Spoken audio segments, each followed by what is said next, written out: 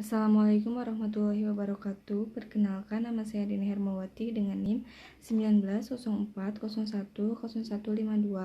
Saya di sini ingin memenuhi salah satu tugas, yaitu tentang praktikum kimia kualitatif, yang mana saya ingin membahas tentang dua jurnal, yaitu senyawa mangan dan senyawa perisianida. Untuk jurnal yang pertama yaitu tentang senyawa mangan dengan menggunakan spektrofotometer serapan atom atau SSA terhadap air alkali. Air merupakan sumber daya alam yang diperlukan oleh semua masyarakat. Air juga merupakan kebutuhan primer yang mana bisa dipergunakan untuk membuat makanan ataupun digunakan sebagai bahan minuman. Untuk itu, air juga harus dipenuhi dengan persyaratan yang higienis, yaitu dengan standar SNI dalam Peraturan Kesehatan Republik Indonesia Nomor 492 Menkes per 4 2010 yang memenuhi parameter meliputi persyaratan kimia, mikrobiologi, fisik, dan radioaktivitas. Air minum kemasan juga harus ditetapkan dalam BPOM. Ini juga sama harus memenuhi standar SNI tentang pengolahan yang tidak terkontaminasi dan dijamin dengan penggunaannya pada tubuh. Sedangkan mangan itu sendiri yaitu logam berat yang bersifat esensial yang dalam tubuh akan membangun struktur tulang, metabolisme tulang, dan membantu pertumbuhan enzim. Jika dipergunakan secara berlebih akan menyebabkan korosi, yang mana tubuh akan rentan terhadap penyakit. Sedangkan air alkali itu sendiri yaitu air yang bersifat asam, yaitu memenuhi nilai di atas 7. Kenapa air alkali ini dapat memberikan manfaat yang banyak pada tubuh? Karena di sini terdapat hidrogen aktif yang menghasilkan antioksidan serta dapat membentuk energi dalam tubuh kita, melindungi sel dalam tubuh, dan mencegah dari bahayanya radikal bebas pada tubuh. Sehingga air alkali ini tentu saja banyak dimanfaati oleh masyarakat di sekitar kita, seperti perusahaan industri, perkantoran, dan individual, serta masyarakat. Untuk metodenya di sini menggunakan metode eksperimental, di mana menggunakan 3 jenis air minum alkali yang berbeda. Metodenya ada pra-analitik, analitik, dan pasca-analitik. Kalau pra-analitik itu memenuhi tentang persiapan bahan ataupun zat apa saja yang akan dipergunakan. Untuk analitiknya itu tergantung kepada sampel yang akan kita gunakan. Kalau pasca analitik lebih ke nilai kadar mangan dalam minumannya. Untuk tahapnya, tahap yang pertama yaitu mengukur masing-masing sampel sebanyak 50 ml. Kemudian ditambahkan HNO3 sebanyak 5 ml. Setelah itu disaring menggunakan kertas Wattman. Dimasukkan ke dalam botol yang berukuran 50 ml juga, lalu diencerkan dengan Aquades, setelah itu dihomogenkan. Di sini fungsi penambahan HNO3 untuk mencegah terjadinya endapan. Tahap kedua yaitu pembuatan larutan mangan untuk 100 mg per liter dan 10 mg per liter. Sebelum dilakukan penganalisaan dan penetapan pada alat SSA atau spektrofotometer serapan atom, terlebih dahulu dikalibrasi dengan menggunakan belangko. Ini bertujuan agar semuanya konsentrasinya mulai dari 0 untuk ketiga sampel, yaitu air minuman kemasan alkali. Untuk alat SSA ini dilakukan penyedotan larutan untuk mengukur bagaimana kadar mangan yang akan disesuaikannya agar sesuai dan tidak melebihi. Karena semakin tinggi absorbansi, semakin tinggi pula kadar mangan yang akan didapatkan.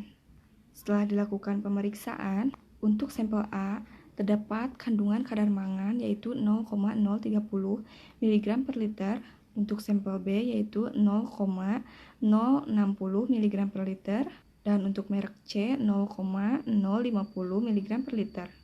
Dapat diketahui kadar mangan tertinggi yaitu terdapat pada sampel B. Terendah didapatkan oleh sampel A. Kenapa hasilnya bisa berbeda? Karena ini disebabkan oleh pH. Baik, untuk selanjutnya yaitu mungkin kesimpulan. Dari hasil penelitian dapat disimpulkan untuk kadar mangan dalam minuman kemasan alkali.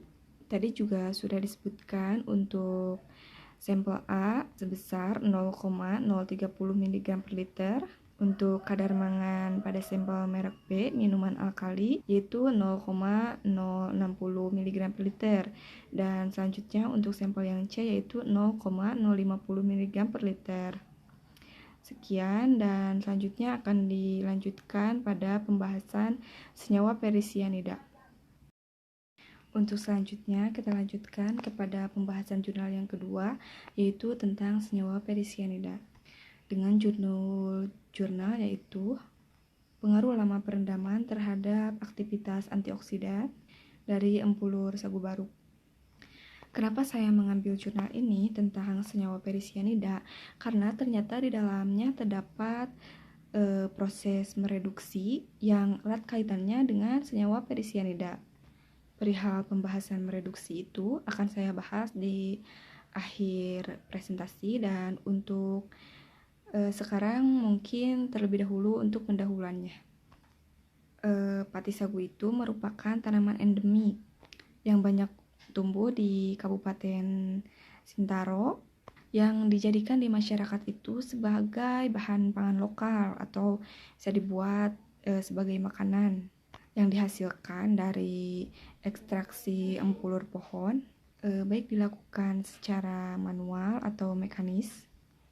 Baik, langsung saja ke bahan dan metode penelitiannya. Metode penelitian di sini menggunakan metode eksperimen, dilaksanakan di laboratorium UPT di Universitas Terpadu Samratulangi di Manado. Untuk bahan dan alat yang digunakan tentunya ada sagu. Untuk bahan kimia pelengkap dalam penelitian ini, yang pertama ada etanol, natrium karbonat, reagen polinciochalte, natrium asetat, asam asetat, asam klorida, besi 3 klorida, besi 2 sulfat, buper fosfat dengan 0,2 m, pH 6,6, dan tentunya senyawa perisianida yang digunakan di sini asam sulfat, amodium, mobilat, asam galat. Nah, untuk alat yang digunakan di sini ada water bath, blender, desikator, panci, pisau, alat-alat gelas, mikropipet, pengaduk magnet, hot plate timbangan analitik, open dan spektrofotometer, UPP dan UPS. Kemudian untuk pengambilan sampel pada sagu itu diambil setelah sagu siap dipanen dengan umur sekitar 12 tahun. Nah, untuk penentuan kadar antioksidan di sini, ini ditentukan dengan sebuah metode Perry, Reducing Ability of Plasma, atau disingkat dengan FRAF. Pengukuran di sini menggunakan 0,1 mili ekstrak dengan fraksi yang dilarutkan dengan etanol dan dicampurkan reagen prap tadi sebanyak 3 mili. Ini harus dalam keadaan segar lalu dicampurkan dalam alat vortex. Setelah itu langsung dilakukan pengukuran absorpsi dengan gelombang 593 nanometer. Untuk penentuan kapasitas antioksidan di sini menggunakan metode yang berbeda lagi, yaitu metode Pareto. Sampelnya sama sebanyak 0,3 mili. Namun di sini ditambahkan reagen molibdat yaitu 0,6 mili asam sulfat, 2,8 mm natrium sulfat, dan 4 mm amonium molibdat sebanyak 0,3 mili dalam tabung reaksi. Selanjutnya larutan diinkubasi pada suhu 90 derajat Celcius selama 90 menit dalam water bath, yang mana nantinya absorbansinya akan dibaca oleh alat spektrofotometer dengan gelombang 596 nanometer. Untuk kapasitas penentuan mereduksinya, ekstrak dilarutkan dalam 1 mili air, dicampurkan dengan buper fosfat 2,5 mili 0,2 m dengan pH 6,6 dan 2,5 mili perisianida. 1% larutan inkubasi pada suhu 50 derajat Celcius selama 20 menit. Setelah selesai diinkubasi larutan sebanyak 2,5 mili asam trikloroasetat ditambahkan dan diportek selama 5 menit. Lalu disentrifugasi dengan 3000 rpm ini selama 10 menit. Untuk selanjutnya sebanyak 2,5 mili lapisan atas dari larutan tersebut ditambahkan 2,5 mili air deionisasi dan 0,5 mili besi 2 klorida, 0,1% meningkatnya absorban dari campuran tersebut. Nah, di sini akan menunjukkan daya mereduksinya akan bertambah setelah diukur menjadi 7000 nanometer. Tadi kan yang pertama itu 6000 dan sekarang bertambah menjadi 7000 nanometer. Selanjutnya kita kepada hasil dan pembahasan. Nah, di sini pengaruh perendaman yang lama itu berpengaruh kepada ekstrak sagu tersebut, di mana sediaannya menjadi kental seperti gula merah, dan selain itu ada juga komponen-komponen yang mudah menguap serta dapat bertahan sampai pati sagu tadi menjadi ekstrak sagu. Kemudian di sini ada manfaatnya dari proses pemanasan tadi, yang mana warnanya menjadi lebih menarik, yaitu menjadi lebih coklat daripada penguapan. Tadi kan kalau penguapan tidak terlalu kelihatan warna coklatnya. Nah, setelah itu dilakukan pemanasan, baru terlihat sekali warna coklatnya. Nah, di sini kita juga bisa mendapatkan hasilnya. Nah, untuk perendaman hari pertama, terdapat kemampuan daya mereduksinya yang paling besar daripada hari kedua dan hari ketiga. Kenapa hari perendaman pertama itu bisa lebih menunjukkan daya mereduksinya itu paling besar? Karena di sini daya mereduksi pada hari pertama itu dapat mendonorkan elektronnya dengan baik, yang mana akan berdampak pada nilai absorbansinya itu akan menurun atau menaik.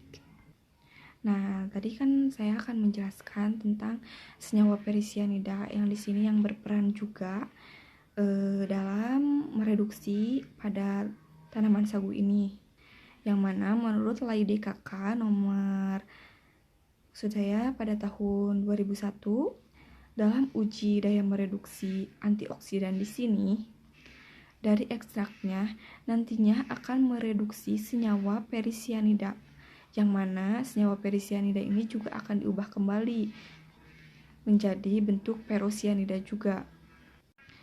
Baik, untuk selanjutnya ada kesimpulan yang mana dapat disimpulkan untuk ekstrak empulur sagu dengan lama perendaman 1 hari tanpa dilakukannya pengadukan memiliki total kandungan yang lebih tinggi terhadap antioksidannya, yaitu dibandingkan dengan perlakuan perendaman 2 hari sampai 3 hari.